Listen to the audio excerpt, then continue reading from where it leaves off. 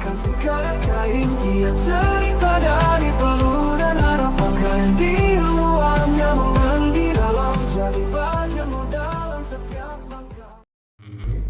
Nah baik, kembali lagi bersama kami Vando Clothing. Oke, kali ini bagi teman-teman yang mau mencatat keuangan pakai apa, nah ini ada aplikasi Siapik dari Bank Indonesia. Nah silakan teman-teman bisa simak video ini dari awal sampai akhir.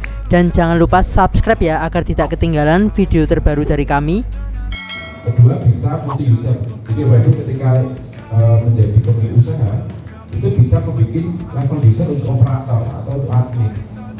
Jadi karyawan itu bisa menginput transaksi tanpa harus melihat keseluruhan seperti aset, seperti jumlah rekening yang di dalam rekening Bapak Ibu semua itu dibatasi oleh aplikasi. Jadi bisa dibikin level user yang berbeda.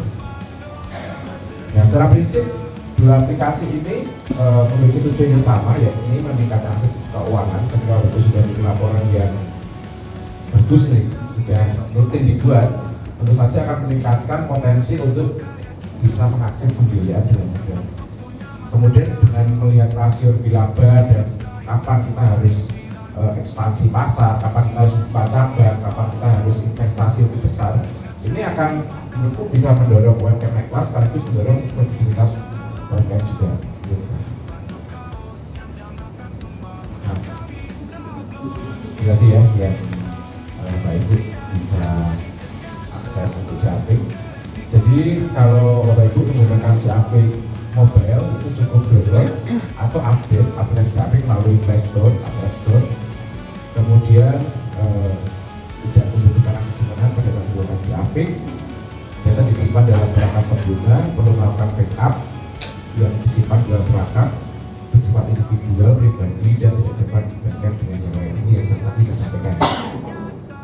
Kemudian kalau menggunakan jaringan itu ada beberapa hal, bisa disimpan di server Bank Indonesia, backup transaksi lebih mudah, bisa disimpan di perangkat pribadi, download saja backup filenya, kemudian bisa di-restore di aplikasi yang Kemudian pengoperasian Siapik ini bisa multi user. Jadi misalnya Bapak Ibu punya usaha jualan makanan minuman, punya usaha toko kelontong, punya usaha jahit atau jasa, itu bisa digunakan untuk satu single user yang sama, tetapi dibagi di beberapa sektor usaha. Nah, ini salah satu kelebihan ataupun kesesuaian untuk Siapik untuk kondisi tertentu ya. Nah, untuk menggunakannya sendiri langkahnya cukup mudah. Kalau Siapik mobile itu cukup install, kemudian registrasi usaha, baru input transaksi. Beda dengan Siapik desktop atau Siapik web. Bapak Ibu harus membuka websitenya dulu di halaman apa Ibu? www.bi.go.id/siapik. Ya. Kemudian setelah akses website, Bapak Ibu bisa daftar dulu atau login kalau sudah punya user. Kemudian meregistrasikan usahanya, maksudnya input detail usahanya, baru bisa input transaksi. Nah, kemudian laporan yang biasa oleh Siapik ini apa saja? Ada 3 laporan utama, sebenarnya ada 4 laporan tambahan ya. 3 laporan utama itu ada laporan neraca, laba rugi, dan arus kas. Ini menjadi komponen wajib laporan keuangan. Neraca, laporan laba rugi, dan arus kas.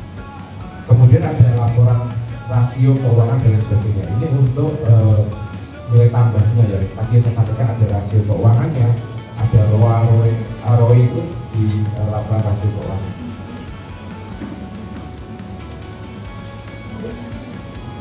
Nah, ini tadi salah satu penggunaannya sesama. Jadi sebenarnya kalau Bapak Ibu menggunakan Siapik atau baru menggunakan Siapik setelah pelatihan ini, nanti metodenya akan berbeda ketika Bapak Ibu baru mulai usaha. Ketika Bapak Ibu baru mulai usaha dan menggunakan Siapik, maka Bapak Ibu tinggal tadi ya setelah registrasi dan menginput detail usaha, Bapak Ibu langsung input transaksi seperti pembelian, kemudian penjualan. Kalau Bapak Ibu dari sektor perdagangan itu bisa langsung input transaksi, kemudian bisa cetak laporan keuangan, sampai hingga laporan tren hingga rincian keuangan.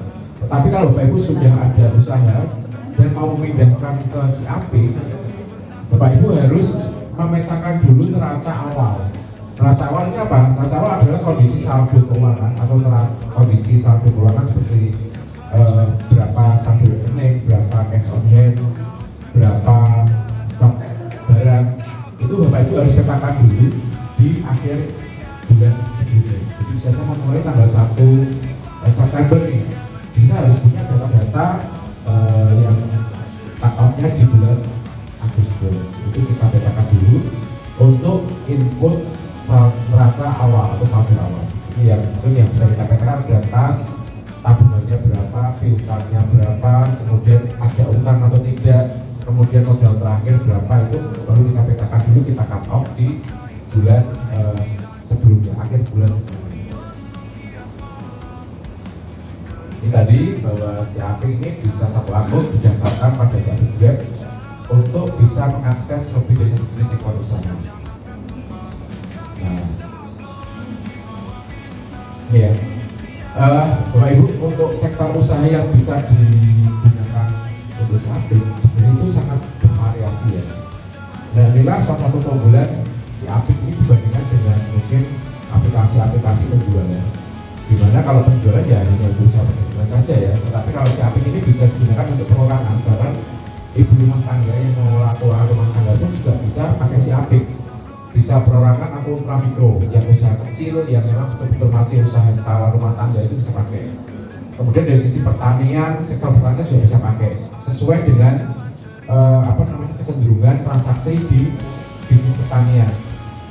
Kemudian jasa itu juga bisa pakai, perdagangan, perikanan tangkap, perikanan budaya, ini dibedakan sama si APIK. Kenapa dibedakan? Karena perikanan tangkap itu ada yang mungkin beberapa mata akun yang dia itu memang hanya ada di perikanan tangkap. Contoh apa? Bahwa kalau ketika melaut itu akan masuk di perikanan tangkap ini ada beberapa mata akun seperti bekal untuk berangkat, ada solar, BBM ya, konsultan mesin itu masuk di perikanan tangkap. Sementara kalau budaya itu lebih cenderung ke perikanan pola ya, hanya pakan, bibit dan sebagainya. Akan berbeda model bisnisnya. Kemudian ada peternakan yang masuk peternakan sapi, unggas dan sebagainya itu bisa masuk. Kemudian manufacture, nah ini barangkali Bapak Ibu yang perlu perhatikan, Bapak Ibu ini kan memproduksi barang ya, dan kemudian juga menjual. Ini masuknya di manufacture.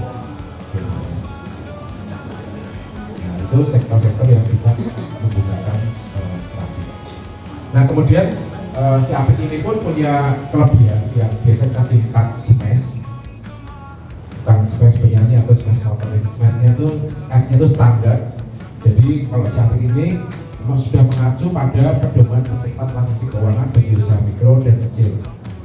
Dalam hal ini Bank Indonesia sudah bekerjasama dengan Ikatan Akuntan Indonesia atau IAI ya, untuk membuat format neraca atau laporan-laporan keuangan yang digunakan oleh teman-teman UMKM. Kemudian mudah diakses dan digunakan secara gratis.